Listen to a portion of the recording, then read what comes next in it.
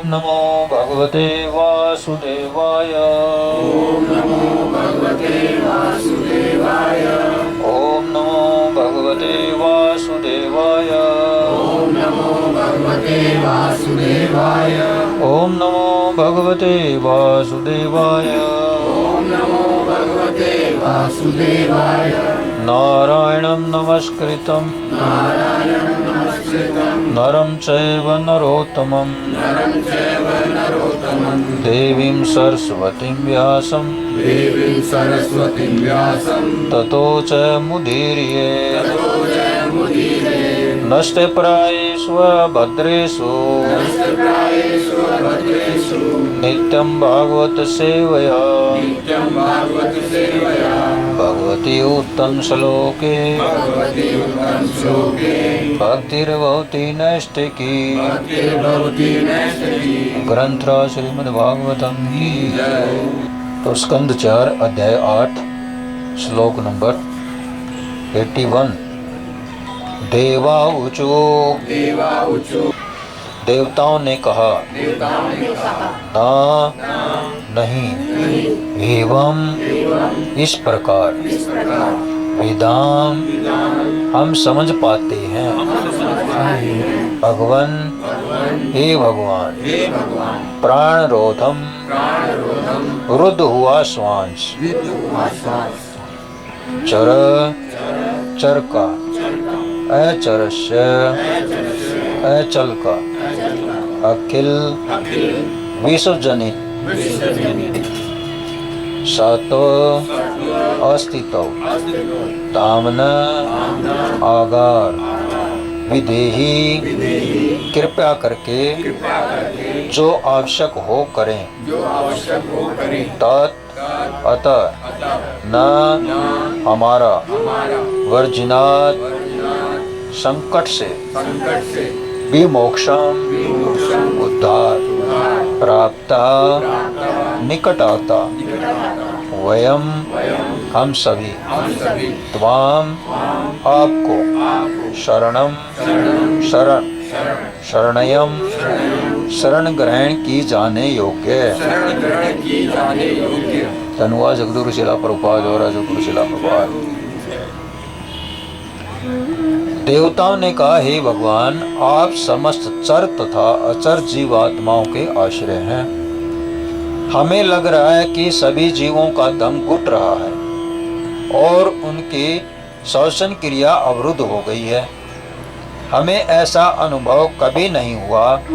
आप सभी शरणागतों के परमाश्रय हैं, अतः हम आपके पास आए हैं।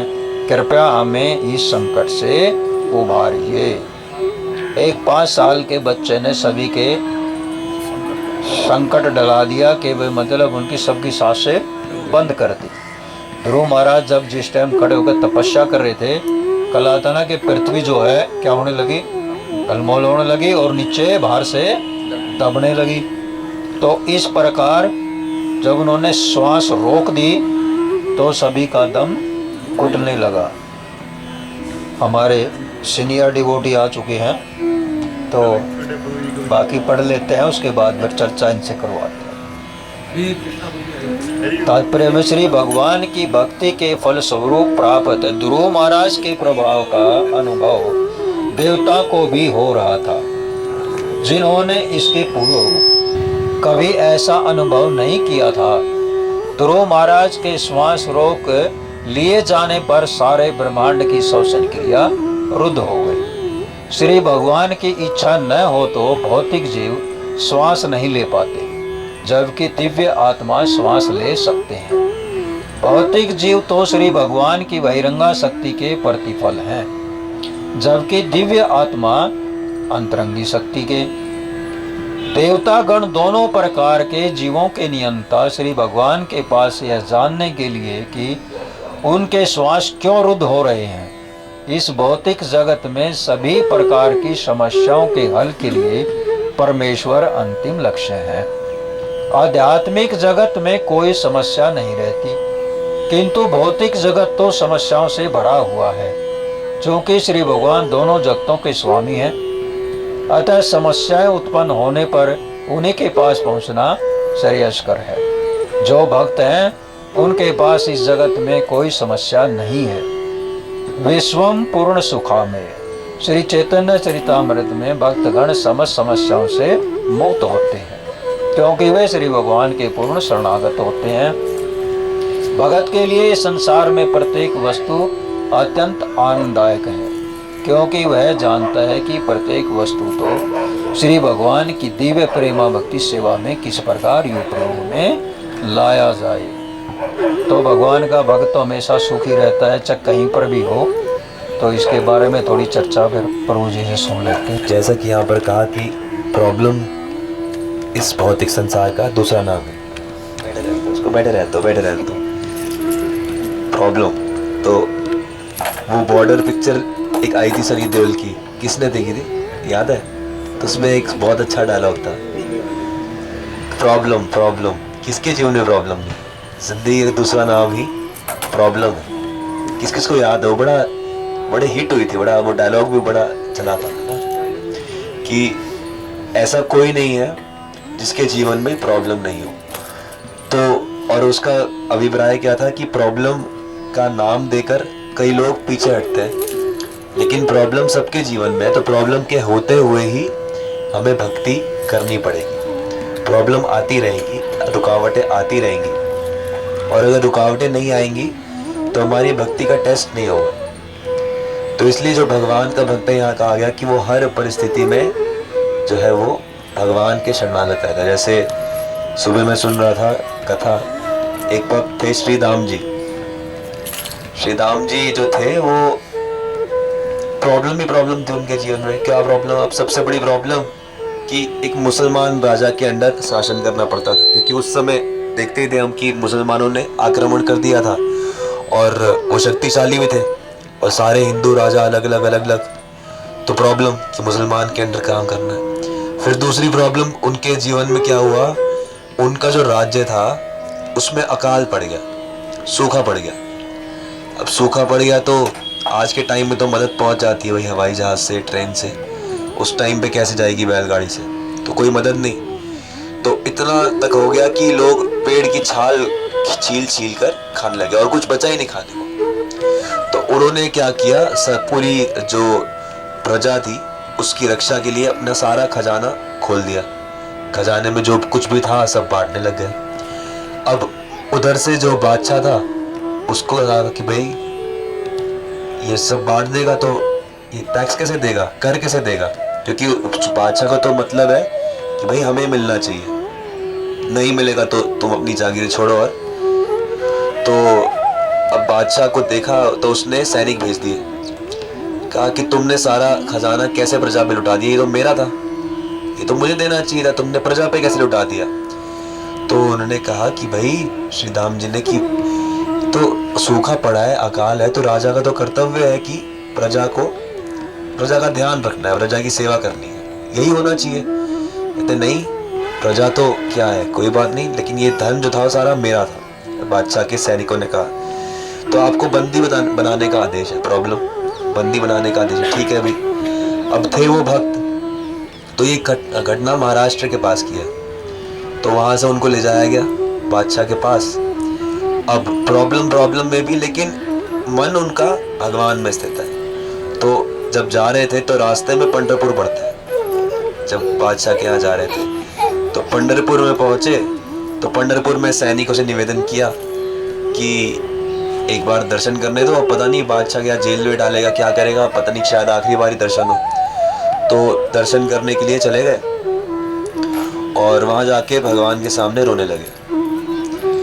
इसलिए नहीं कि बादशाह ने मुझे कैद कर लिया या कष्ट आ गया, इसलिए रोने लगे कि प्रभु अब अगर मैं चला जाऊंगा तो प्रजा कैसे होगा, जो सेवा थी मेरी, जो सारा भक्ति थी और सब, वो कैसे होगा? तो बस इस भाव से रोने लगे और प्रार्थना करने लगे कि प्रभु अब जैसा भी है। अब उधर से जो बादशाह था उसके जो दरवाजे, मतलब किले के बाहर, एक ऐसे काले कपड़े ओढ़ के एक चमार टकटकाता है। कहता है मुझे दाम जी ने भेजा है। दाम जी ने भेजा है? क्यों भेजा है? कह रहे उन्होंने कुछ बादशाह की जो धन चुकाना था ना, वो धन चुकाने के लिए भेजा है। क्या नाम है तुम्हारा? कह रहा मेरा नाम बिट्ठू है, बिट्ठू। तो कहते कहते हैं अच्छा ठीक है बिट्टू चमार, तो तुम कैसे चुकाओगे धन? कहता है ये थैली में मेरे पास है सब। अच्छा, तो बादशाह के पास ले जाया गया। तो बादशाह ने देखा कि अच्छा तुम कौन हो? अच्छा श्री राम जी के सेवक हो? तो हाँ मैं उनका सेवक हूँ। तो कहते हैं कि क्या लाए हो? कहते ये थैली, छोटी सी थैली थी, तो इसमें आपका सारा धन चुक जाएगा। कहते इस थैली में पूरे खजाने का तुम धन चुका दोगे? कहते आप देख लो। तो बादशाह ने जैसी थैली उल्टी, उसमें से इतने ज़्यादा रत्न, इतने ज़्यादा सोने के सिक्के सब निकले कि वो जो था वो बादशाह कहता है अरे ये तो पूरा हो जाएगा। लेकिन बादशाह का जो था वो हैरान हो गया कि इतने से उसमें कैसे निकल सकता है। तो उसने जैसे ही वो कहा कि तुम हो कौन, तुम अपनी शक्ल तो दिखाओ। उसने वैसे काला, भगवान ओढ़ते हैं ना काली कंघी से ओढ़ा हुआ था। उसने जैसे ही भगवान ने थोड़ा सा उठाया तो बादशाह जो था वो देखते ही बिल्कुल जैसे स्तब्ध हो गया। ना उसकी आंख चले, ना मुंह चले, और ना बिल्कुल ऐसे जैसे अभी ध्रुव महाराज का भी होगा। जब ध्रुव महाराज के सामने भगवान प्रकट होते हैं तो ध्रुव महाराज बिल्कुल स्तब्ध हो जाते हैं। उन्हें कुछ पता नहीं चलता मैं क्या बोलूं, क्या देखूं, क्या करूं, बिल्कुल ऐसे। तो बादशाह बिल्कुल ऐसे स्तब्ध हो गया, और इतने में वो बिट्ठू जो था वो भाग गया। अब सैनिक लेके पहुंचे श्री राम जी को। जब पहुंचते हैं तो क्या देखते हैं कि ये जो बादशाह है वो रो रहा है। अरे कहाँ गया? अरे बिट्ठू कहाँ गया? बिट्ठू कहाँ गया? मुझे बिट्ठू से मिलवा दो, मुझे बिट्ठू से दोबारा मिलवा दो। तो जैसे ही राम जी आए, श्री राम जी, तो बादशाह तो उनके पीछे भागने लगा। अरे राम जी वो कहाँ गया? वो बिट्ठू कहाँ गया जिसको आपने भेजा था? बिट्ठू कहाँ गया? तो कहते बिट्ठू कौन बिट्ठू? कहते आपने सेवक भेजा था अपना जो सारा धन चुका गया, और वो उसका रूप, उसकी सुंदरता, उसकी मधुरता ऐसी थी कि अब मैं कुछ कर नहीं पा रहा हूँ, मुझे बिट्ठू से मिलवा दो। तो कहते बिट्ठू, तो उनको दिमाग अच्छा, ये विट्ठल भगवान थे जो बिट्ठू बनकर आ गए।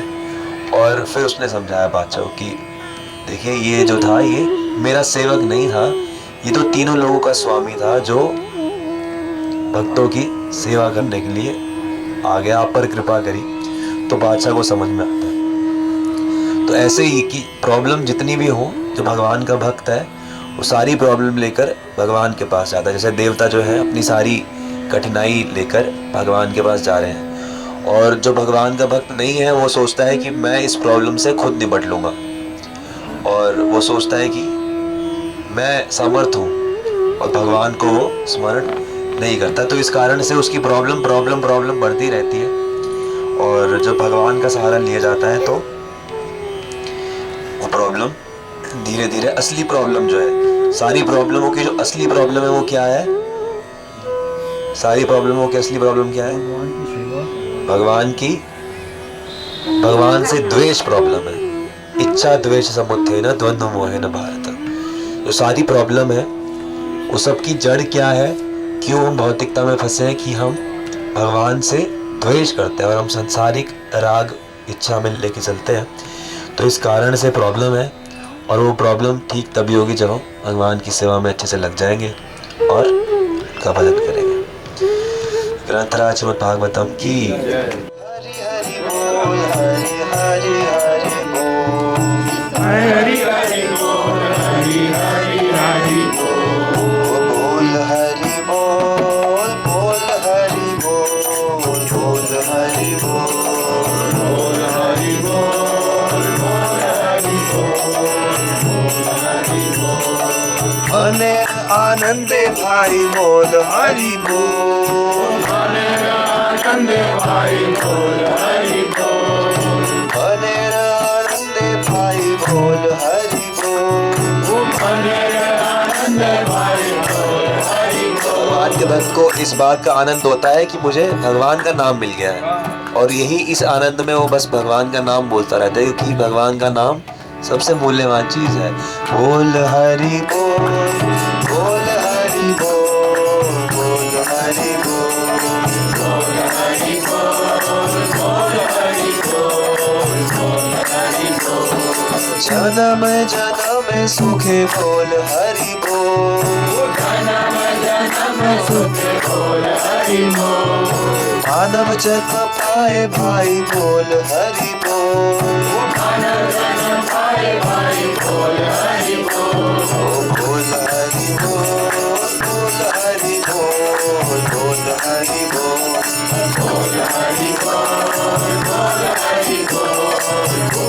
बोल हरि बोल बोल हरि बोल हरि बोल बोल हरि बोल बोल हरि बोल